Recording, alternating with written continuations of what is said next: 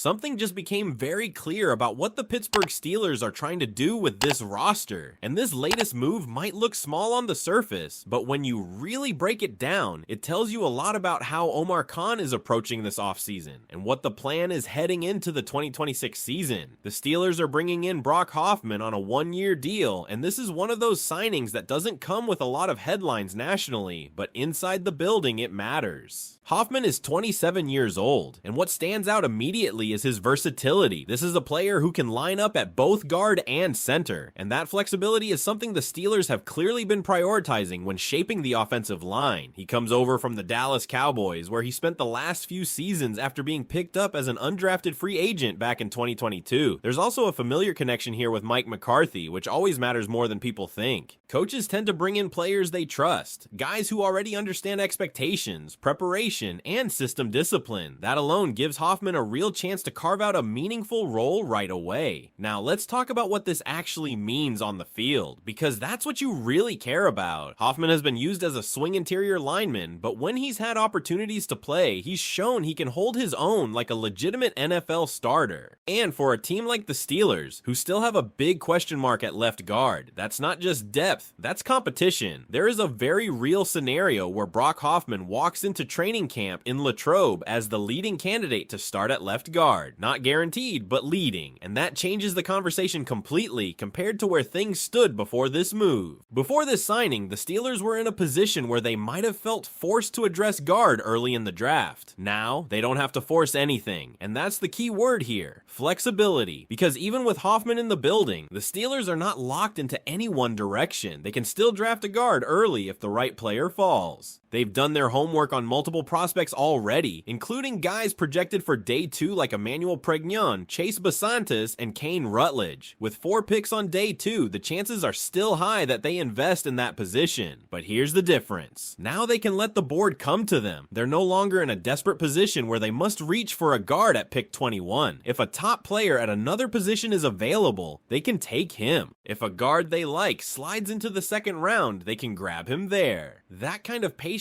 is exactly what successful front offices rely on during the draft. And it doesn't stop there. The current roster already has some internal competition brewing. Spencer Anderson is still in the mix. There's also the possibility of shifting Broderick Jones inside if they feel confident about other tackle options like Dylan Cook stepping up. Add a rookie into that group and suddenly you have a real battle at left guard instead of a glaring weakness. Another important layer to this move is depth. The Steelers recently brought back Ryan McCollum on a one-year deal, likely as a backup at center. With Hoffman also capable of playing center, you now have multiple interior options that can rotate if injuries hit. That kind of depth is something the Steelers lacked, and it hurt them in key moments. And don't overlook this either. Even if Hoffman doesn't win the starting job, his value doesn't disappear. In fact, it might increase. Having a reliable swing interior lineman who can step in at multiple positions is incredibly valuable over a 17-game season. That's the kind of piece that keeps your offensive line stable when things inevitably go wrong. There's also still the possibility of another veteran addition. A name like Joel Bitonio is still out there, and if the Steelers want to double down on experience and competition, they could absolutely make another move. And if that happens, Hoffman's role could shift again into more of a high-quality backup position. So when you look at the bigger picture, this isn't just about Brock Hoffman. This is about a strategy. It's about adding value, creating competition, and giving yourself options instead of locking into one path. And at the same time, while all of this is happening on the offensive line, the quarterback situation is still unresolved. The team is still waiting on a decision from Aaron Rodgers, and that uncertainty makes every move around the offense even more important, because whoever ends up under center is going to need protection. And right now, the Steelers are quietly building a more flexible, more resilient unit in front of him. So now the question becomes really interesting for this team moving forward. With Brock Hoffman in the mix and the pressure off at guard, do you think the Steelers still prioritize that position early in the draft, or do they shift their focus somewhere else entirely? And that's where things start to get really interesting, because once you remove that sense of urgency at left guard, the entire draft board starts to open up in a completely different way for Pittsburgh. Before this move, you could make a strong argument that if a top guard prospect somehow fell to pick 21, the Steelers almost had no choice but to take him. The need was that obvious. But now, with Brock Hoffman likely stepping in as at least a temporary solution, and potentially even more than that, the Steelers have bought themselves time. And in the NFL draft, time and flexibility are everything. Now they can sit back and evaluate how the board actually falls. If the top receivers in this class are still available when they're on the clock, that becomes a real conversation. If a defensive playmaker unexpectedly slides, they're no longer boxed into ignoring that opportunity. This is how good teams operate. They don't draft out of desperation, they draft out of value. At the same time, don't mistake flexibility for complacency. The Steelers know this offensive line still isn't a finished product. You look at the interior, and while there's a lot to like with players like Zach Frazier and Mason McCormick, there's still a lack of proven depth behind them. That's something they're clearly trying to fix piece by piece. Hoffman helps stabilize that, but he doesn't eliminate the need entirely. What he does is allow the Steelers to be smarter about how they address it. Instead of reaching early, they can target players in that second wave of guards. Guys who may not have the same height, but still have starting potential. And with 4 day 2 picks, they are in a perfect position to do exactly that. You can already see the blueprint forming here. Bring in a veteran like Hoffman on a low-risk 1-year deal. Let him compete for a starting job. Add a rookie into the mix with upside. Keep internal options like Spencer Anderson involved. And suddenly, you've turned one of your weakest positions into a competitive room where the best player earns the job. That's how you build sustainable depth in the NFL. And there's another layer to this that fans should be paying attention to: the identity of this offense. Every move the Steelers have made so far points toward a team that wants to be more physical, more reliable in the trenches, and less dependent on one-dimensional play. You don't bring in versatile linemen and stack depth like this unless you're serious about controlling the line of scrimmage. That matters even more when your quarterback situation is still up in the air, because whether it ends up being a veteran like Aaron Rodgers or someone already on the roster, the one thing that translates no matter what is protection and consistency up front. And if Hoffman even comes close to what the Steelers believe he can be, a steady, dependable interior lineman, then this signing is going to look like one of those quiet moves that ends up paying off in a big way over the course of the season. But there's still uncertainty. There's still competition that needs to play out. Training camp is going to be huge for this group, especially at that left guard spot. Who takes control? Does Hoffman lock it down early, or does a rookie come in and push him? Does someone like Broderick Jones actually get a shot inside? These are real questions that are going to shape the offensive line going into week 1, and that's why this move matters more than it seems, because it didn't solve everything, but it changed everything about how the Steelers can approach what comes next. Now I want to hear from you. Do you see Brock Hoffman as a legitimate starting solution for this offensive line, or do you still think the Steelers need to go out and find their true answer at guard in the draft? And if they do, how early would you make that move? And the more you think about it, the more this situation feels like one of those turning points that quietly defines how a roster comes together before a season even begins. Because what the Steelers have done here isn't just add a player, it's set the tone for internal competition, and that's something Mike Tomlin has always valued. Nothing is going to be handed out at that left guard spot. Not to Brock Hoffman, not to a rookie, not to anyone already on the roster. Whoever earns it is going to have to prove it every single day once camp opens. And that kind of environment usually brings out the best in a group. Now imagine this scenario for a second.